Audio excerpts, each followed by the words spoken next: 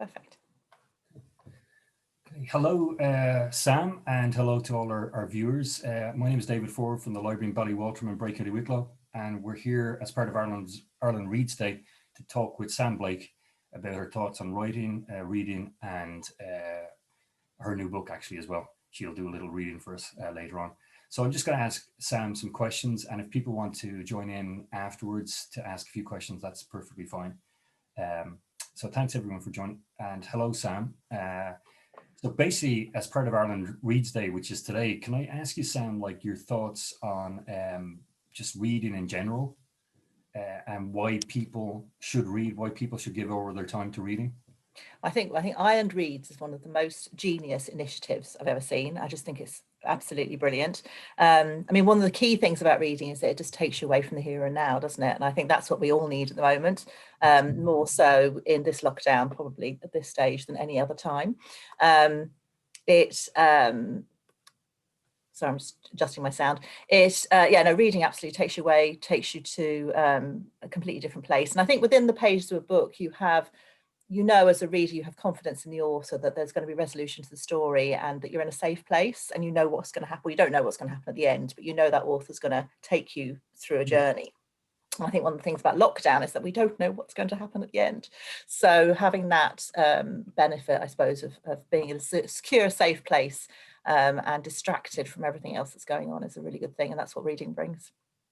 And in terms of your early childhood memories of reading, are there any particular books or authors that stand out for you? Oh, absolutely. Like all crime writers, I was a massive Enid Blyton fan. So I say all crime writers, I don't know a single one who didn't start off with the famous five and Secret Seven and Nancy Drew. And I remember going into the library at home and finding those, but also the great thing about our library at home, the one I was a member of, is actually really like Ballywaltrim. It was a small local library and had that lovely, the children's section, just not that many shelves. It wasn't that big. It's really cozy and sort of community spirited. Yes.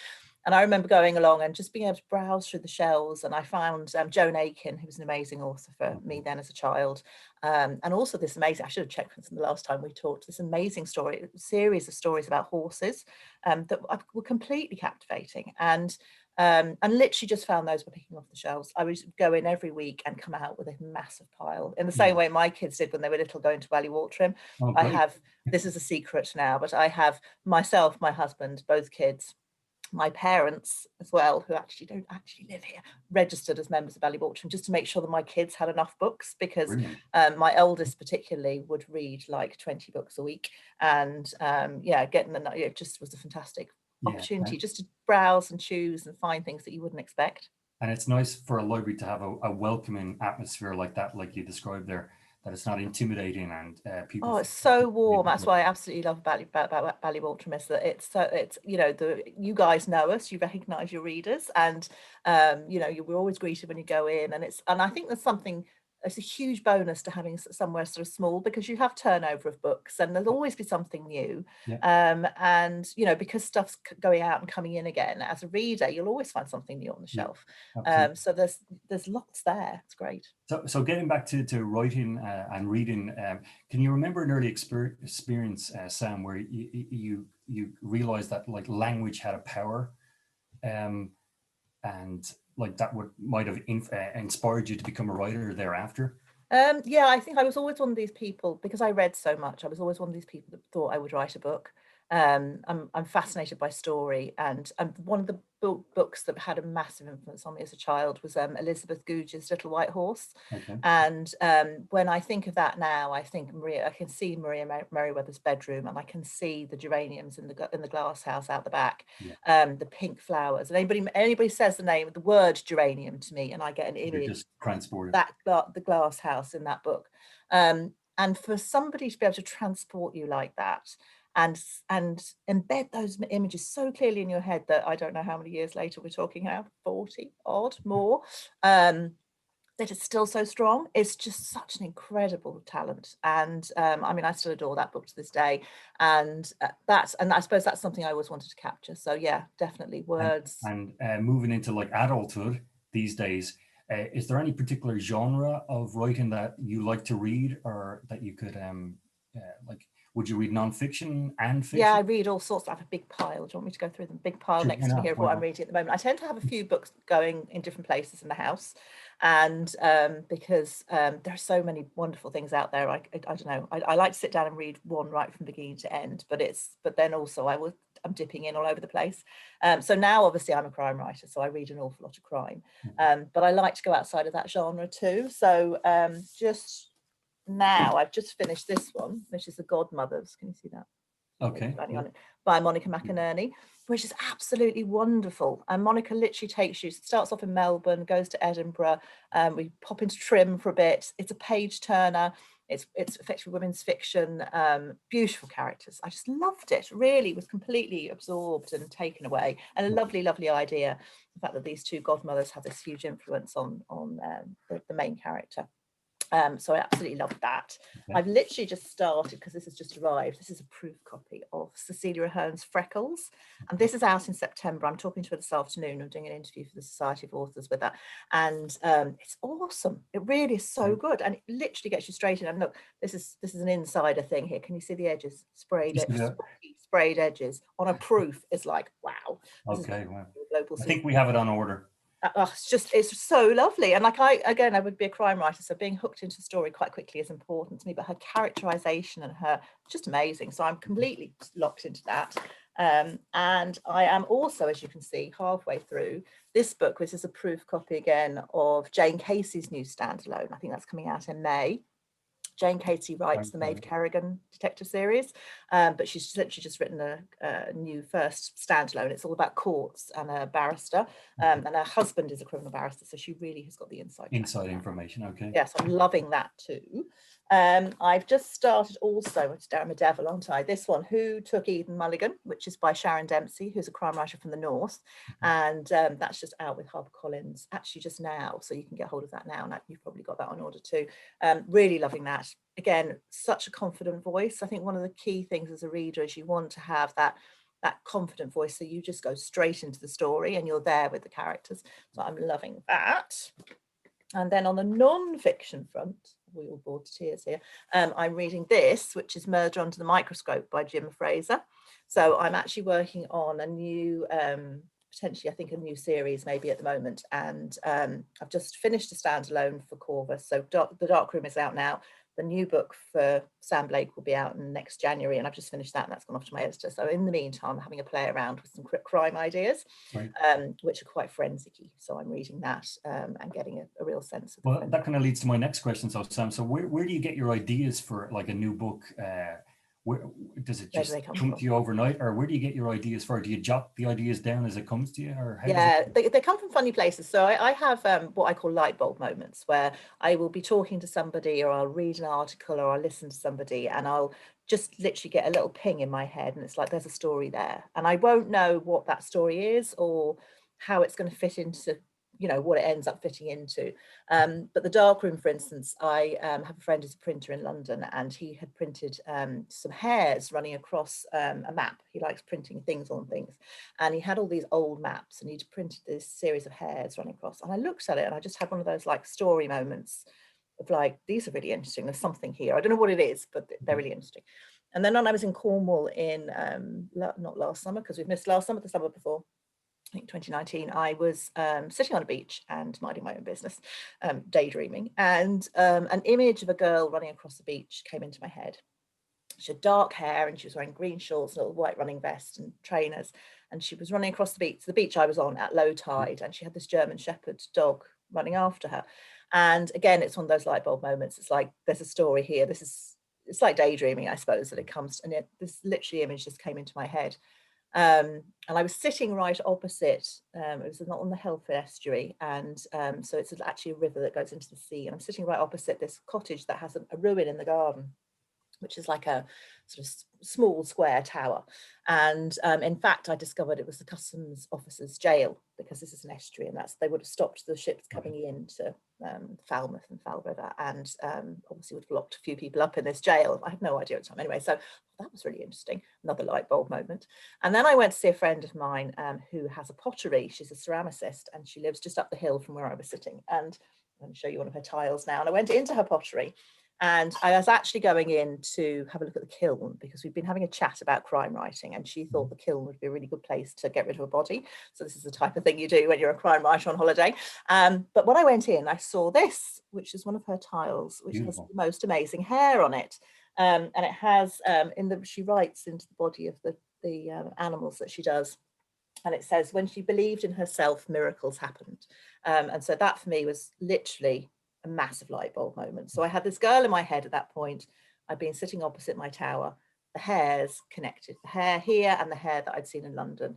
And I started thinking about what was going on. Who were these people? Who was this girl? What was her story?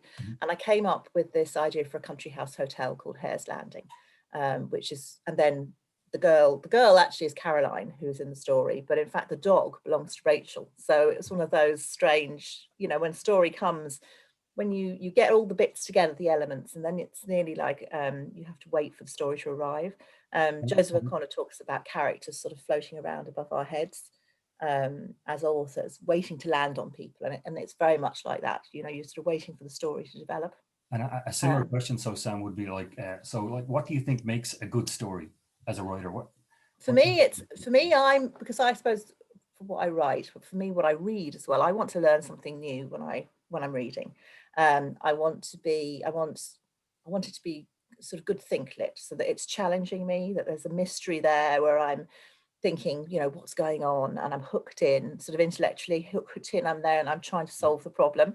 I want to, learn something new if I can. So if I can bring something to a story, or if I can read something, maybe it's a bit of forensics. Or you remember the Patricia Cornwall books? I love those. The first one, Postmortem, was huge because it was the first time we really saw inside a pathologist's mortuary. And wow, I just was reading the opening chapter of that the other day, and so that knowledge is great. I want to learn a bit more, but I think it's all about plot. It's about being gripped. It's about having great cliffhangers at the end of chapters so you feel you need to read on, and being sucked into the story so that you live it with the characters. That's really, really important.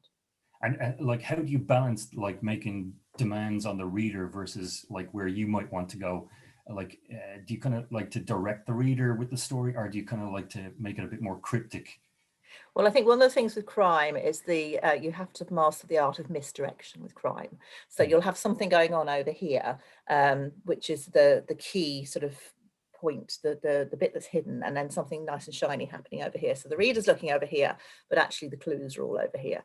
And so that what you want to happen, particularly I want to happen with my books, is that by the time you get to the end, you don't see the twists coming, hopefully, and you get to the end and you're surprised and you feel satisfied that you've had a great read. But then when you go back and think about it, you think, oh God, yeah, there was that thing there and there was that thing there, and they were the clues that were laid sort of through the story, so that actually you are on the inside track, if you like.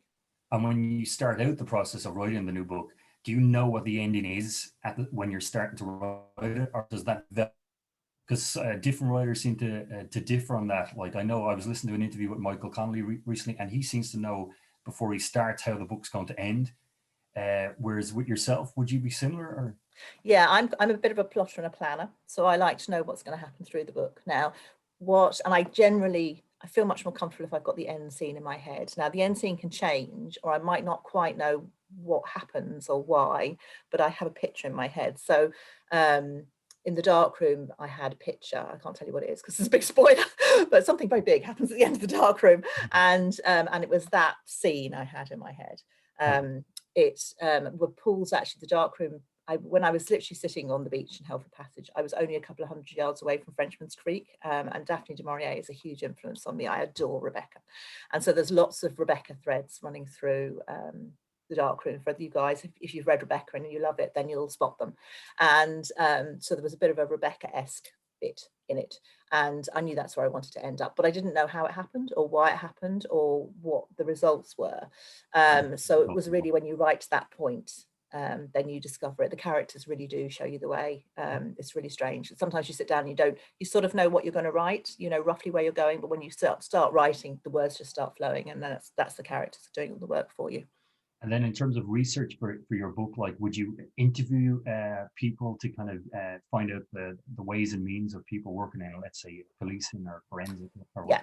Yeah, so I'm a real stickler for detail. I want to make sure my details are absolutely bang on and correct. So certainly in the Cat Connolly books, which are the police procedurals, the police procedure is right. And I make sure this new crime series I'm doing is all about forensics, so I'm making sure that that's all right too. And the same with the Darkroom. Yeah, that actually I also have a copy editor who checks me in absolutely minute detail. So in the Darkroom, Rachel leaves London and gets the ferry to Rosslare, I think, and then she drives from Rosslare to West Cork, and literally I've made sure that that journey can be done in that time, at that time of day, made sure the ferry will arrive at the right time, all of that details, because I don't want somebody to be jerked out by the story by a mistake that I've made. So, you know, if you're a regular traveller from London to West Cork, and I'm sure there's lots of people out there who are, and you read the book, you don't want to be going, oh my goodness me, there's no way they do it in that time. You know, I want everything to work. So yeah, and if you're a police officer, I want you to be able to read Little Bones. I actually had a lovely email once from a police officer who was in a book group who'd read the Cat Connolly trilogy and said that he could see it felt like it was the job, you know, he could really see it, and that was a massive compliment, because I'd captured that sense of the culture.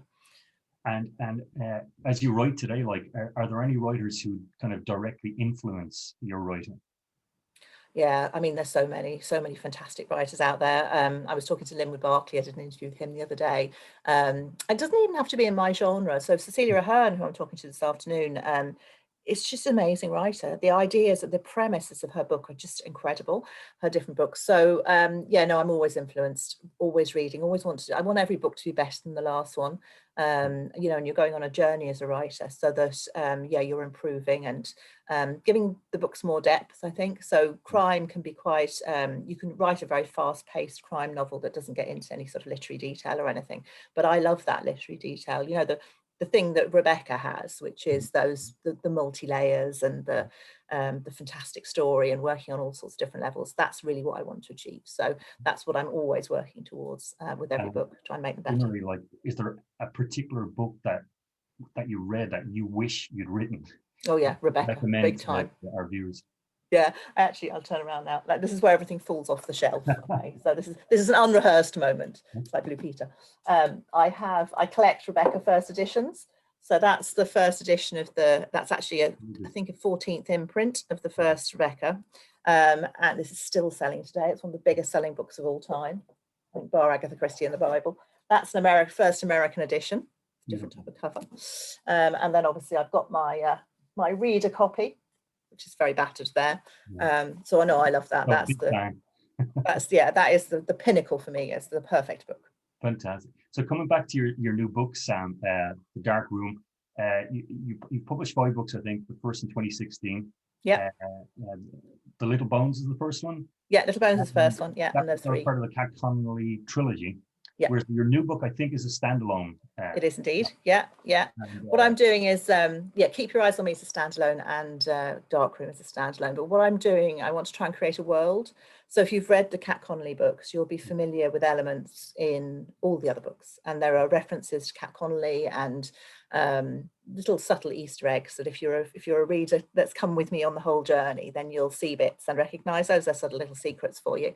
But if you haven't read any of the other books, it won't make any difference. You won't, won't affect you. And can you give readers just a summary or an overview of the new book before you do? So the Dark Room. So the Dark Room is set in West Cork in a country house hotel called Hare's Landing, and essentially it's about a homeless man called Alfie Bowes. That's where the story starts. I've actually just published the prologue and chapter 1 on my website this morning for Island Reads. So if anybody wants to dip in, you can have a look. It's at samblakebooks.com. So it's about Alfie Bowes, and we meet him in the prologue.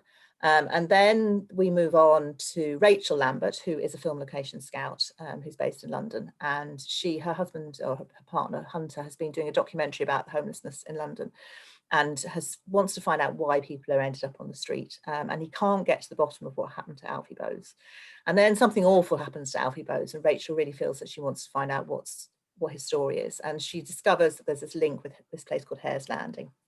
Rachel's Irish, and then between the jigs and the reels, her houseboat's broken into and Hunter's knocked off his bike. So she's a bit spooked about being in London, and she decides going to Hare's Landing would be a good idea. There's a double win there. So she goes off to Hare's Landing with her dog Jasper, who's an ex-police dog, and she meets a girl called Caroline Kelly there. Caroline Kelly is a New York crime reporter. Again, she's Irish, and she's having a really bad time in work and she just needs a break. It's January in New York. She's up to her neck in snow and she just wants to get away. So she finds this great deal in Hare's Landing in January, and she goes. And then when the two girls meet, they start to investigate Alfie Bowe's story. But when they get there, they discover actually the house has a whole lot of secrets of its own. There's a 30-year-old missing persons case, and the previous owner has died mysteriously. And there's some spooky bits in this story. So Caroline hears violins and she smells perfume and doors slam. And the spirits, I suppose, help guide us through the story. But what's really interesting, actually, I'll keep talking here. Sorry to keep on going. But what I found really interesting when I was writing it, I was about 2/3 of the way through the book when I discovered that actually hares have this huge significance in Irish mythology as messengers between worlds. And so I started writing the book and these spooky things had started happening. And I'd called it Hare's Landing with no concept of this at all. But then when I discovered about the hares, all of a sudden it starts to come together and you think, my goodness, this is what it's like, a spooky feeling of its own, this strange serendipity. So yeah, the hares are very significant. We can't wait to read that. We have the book on order in the library already. So fantastic. Our patrons can look forward to reading that one. So Sam, do you want to do a small reading from? Yeah. Well, I'll read you the first little bit. Well, I tell you what. How long do you want, David? 2 minutes, 3 minutes, whatever. Okay, cool. So I'll read you a bit from this is the prologue of Dark Room. Show you what the cover looks like. There we go. And this is where we meet Alfie Bowes. So I'm not going to read you the whole prologue, just a little bit of it. Alfie's hand shook as he slipped the letter into the mouth of the postbox, his bitten nails black against the cream of the envelope. He hesitated, holding it on the cold cast iron lip, glancing behind him, checking the road again. The traffic was almost stationary, lights dazzling. He looked in the opposite direction, to the column of blazing red tail lights. Safe, for now. Above him, the ornate clock on the station tower clicked on, another minute. The letter was thick, his spidery handwriting spread across many more sheets than he'd expected. Once he'd made up his mind and he'd begun, the whole story had come out with detail he thought he'd forgotten. The smell of the car, the heat of the sun as they'd driven down from Dublin, the laughter. The roads had been so bad, winding and narrow, the tarmac potholed and loose, and no signposts. He didn't know how tourists found their way around the country at all. It was important to get the story right, exactly right. This could be his only chance. Things would spiral as soon as it was received, and everything would change. He'd ended up writing the last page in cramped letters, the ink beginning to fade as he squeezed his initials into the corner. AB, Alfie Bowes. It wasn't his name, but that's what they called him on the streets, and it had become part of him, like the violin he was named after, held firmly now under his arm. Still holding the letter poised to drop, he lifted his other hand, the carrier bag handle looped securely around his wrist, and shook back the tattered sleeve of his tweed overcoat. He looked at the illuminated dial of his watch as the minutes flicking past. He didn't know when the letter would arrive. Frank at the hostel had only had a second-class stamp, and he'd missed the post today, but it would get there eventually. And when it did, they'd know the whole story. They'd know what had happened. Wonderful. Thank you very much, Sam. I'll just ask any of our participants if they would like to ask any questions. I'll just put up the views here. If anyone has any questions, you can raise your hand or just wave. Wave. Loretta. Let's see. I'll try and unmute you there. Yeah, the unmuting bit always takes ages, doesn't it? Hi, Loretta. Hi. Hi, David. Hi, you guys. Hi. Hi, Sam. What made you choose the detective thriller genre? I think there's two reasons. First of all, again, I'm interested in mystery. But actually, do you know something? It's funny. When I first wrote Little Bones, I came up with the Little Bones. Sounds a bit grim now, but it's about somebody finding their bones of a baby hidden in the hem of a wedding dress. And when I first came up with the idea, I came up with the idea of the bones in the wedding dress, but I didn't know who found them. And I started writing. I suppose I'd written 2 or 3, probably 4 books. Little Bones was my 5th book. So I knew what I was doing, but I was sort of writing my way into the story to try and find out what it was about. And I knew it was about an artist called Zoe. And so I'd written a great long prologue about her, and I'd written about her mother and various things that happened to try and get it into the story. But it was only when I had got to that point that I realized that somebody needed to find the bones in order for there to be a story. And that's when Kat Connolly came into the picture. And then I had a police procedural, because obviously she was in the Guards. So there's a break-in Zoe's house in Little Bones, and Kat Connolly finds them. So yeah, I didn't actually set out to write a police procedural. I mean, I've read loads of them. I'm actually married to an ex-police officer too, which is a bonus. And I'm very interested in that whole detective, I suppose, genre. But actually, when I started, I didn't know it was going to be a detective novel until Kat literally walked into the story. And can I ask just real quick, could you talk about your writing journey, how you became a writer and how you became a professional writer, how you made that jump? You know? Okay, so I started writing in 1999, a long time ago. My husband went sailing across the Atlantic for 8 weeks, and I had literally had an idea for a book. And I was writing, I'd been working in marketing. I'd done a history degree, been working in marketing, had been one of these people who, as I said earlier, who always thought that I would write something someday, and had this idea. So I had long, dark evenings and lots of time to fill. And I started literally writing it longhand and then typing it up in the office at weekends. I didn't even have a computer then. And the bug bit me, literally. It was a case of, when you're writing and it's going well, you start writing at 12 o'clock and you look up at the clock and it's 4 o'clock and the time has just gone. So literally the bug bit. And I was completely convinced that was going to be an overnight, absolutely instant bestseller. I mean, had no question at all that this was genius. So I made all the rookie mistakes. I finished the manuscript, put the last full stop down and sent it out. And it was duly rejected everywhere, all over the world. But I realized then I kept writing, and I realized that I was loving it and I wanted to develop a story, and also that I needed to learn more about my writing. So what I actually did was I did a weekend workshop down in Dingle, a writer's workshop. And I really loved it. And I realized, yes, actually I could write. It helps to have a little bit of somebody telling you, actually, yeah, this is good. But I knew needed to learn a whole lot more. And I set up a company called Inkwell. So what I actually did was decided I wanted to do one-day workshops. I wanted to find out more about writing. I wanted to hear from best-selling authors, and there was nobody doing that in Ireland at the time. So I decided I'd set up my own. I was working in event management, so it wasn't a big leap for me. And it turned out that actually a lot of other people were in that boat too. And so we set up a series of one-day intensive fiction writing workshops that ran for a good few years and just were hugely successful. I had people coming from all over the place, UK and everywhere, to go to those, and learned so much because I was sitting through every single workshop. And even now, when I'm going to interview Cecilia Hearn this afternoon, I was talking to Linwood Barkley on Friday. There's a whole series actually on the writing.ie Facebook page of interviews with authors. Myself and my agent are both doing them. And I learned something new in every single one, because writing is constantly learning. I'm saying I want to make each book better. So I sat through loads and loads of workshops, but basically I just kept going and kept writing until I came up with the idea for Little Bones. And that was my breakout book. That was the high concept novel. And I found an agent by then. I'd made lots of contacts in publishing. I'd found an agent. I'd set up the writing.ie website as well. And so basically, I think I basically kicked on all the doors. I just kept pushing them open. And that's what worked for me. Sam, can I ask you as well? One of our viewers, Paul, has asked, how did you first get published, and have you any tips on getting published? Yeah, I've tons. Because now I work as a scout, so I work with a whole bunch of agents in London who are looking for manuscripts, and so through Inkwell we do things like readers' reports and stuff. But there is tons of stuff on writing.ie, so have a look at writing.ie. The most important thing is not to send a book out too soon.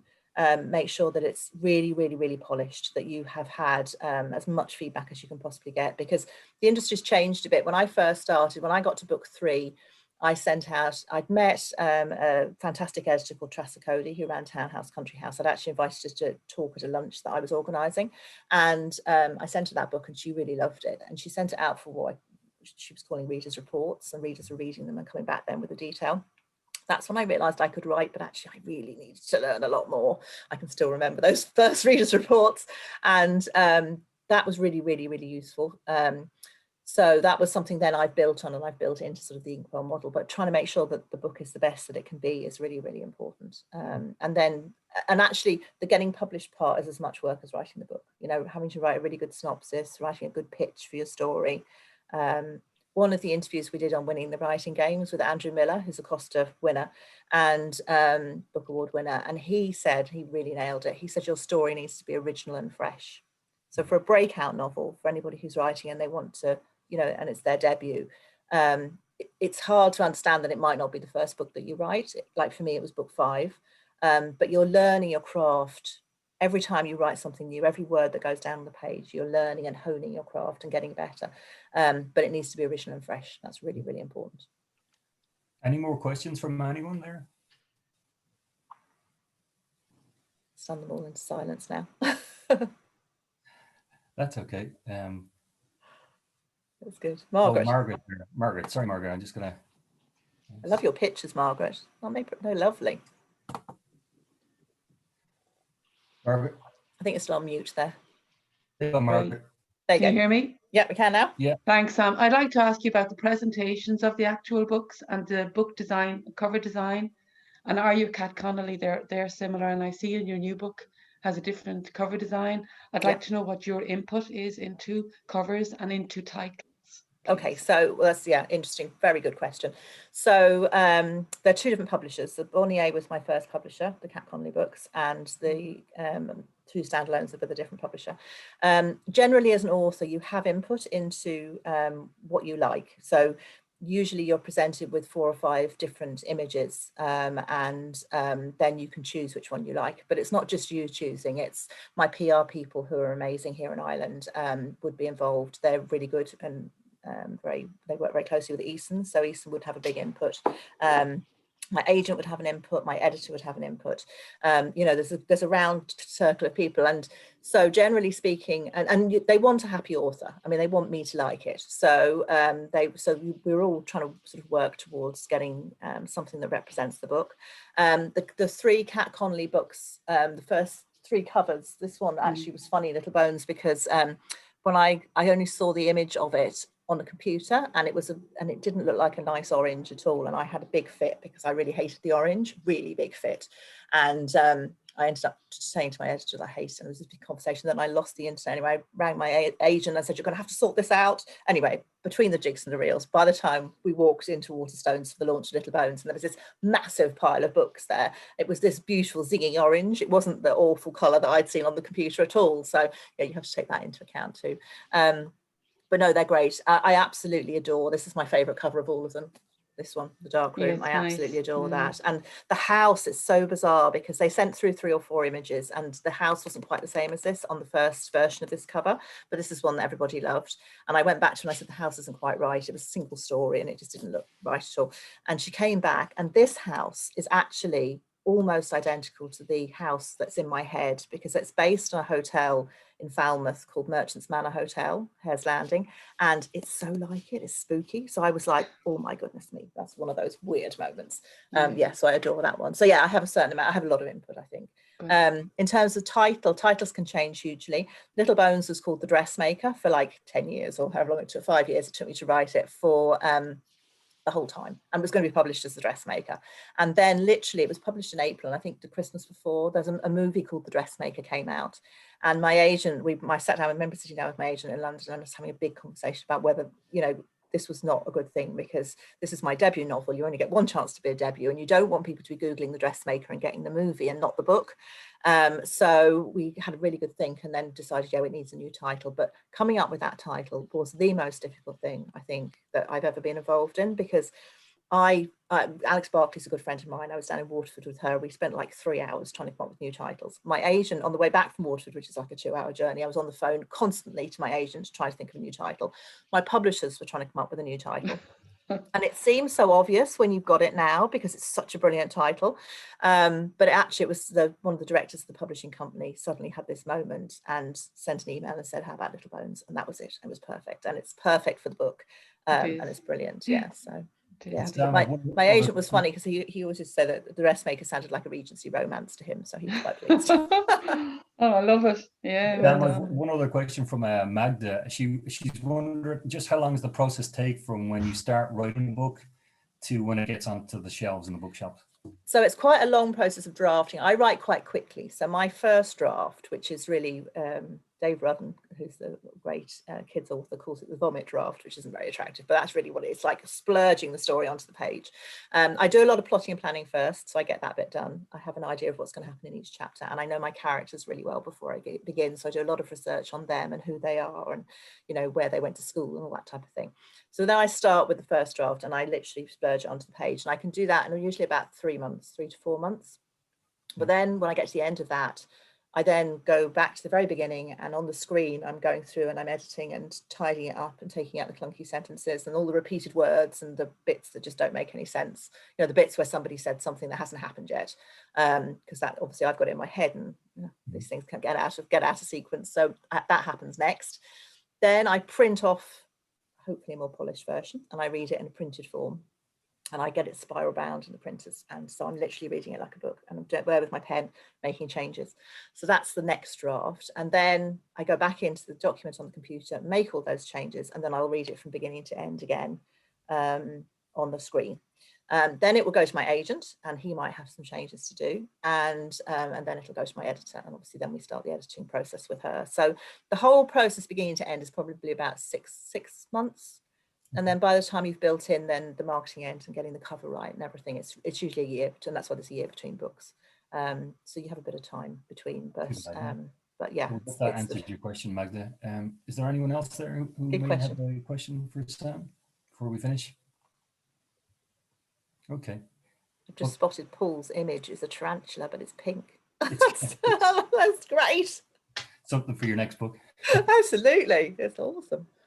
Okay, Sam. So listen, thanks very much for joining us today as part of Ireland Reads. And of course, for our viewers, they can go to the Ireland Reads website for lots of suggestions and various book options to absolutely. Books Ireland actually have just done a great article that's online if you Google it, which is talking to a whole load of different authors about what they're reading. So John Boyne's in there and a whole load of different people. There's masses of stuff. And if you want to read the start of The Dark Room, just pop over to my website at sambladebooks.com. And you can read the opening chapters. Well, thanks, Sam, and we wish you every success with your new book, The Dark Room. And thanks everyone for joining us today. Thank you so much for asking me. I'm thrilled. Thank you. Thanks so much. Lovely to meet everybody. Cheerio. Bye. Thanks, Emil. Brilliant questions. Bye. Thank you. Thanks, Bye-bye. Sam. Thank you.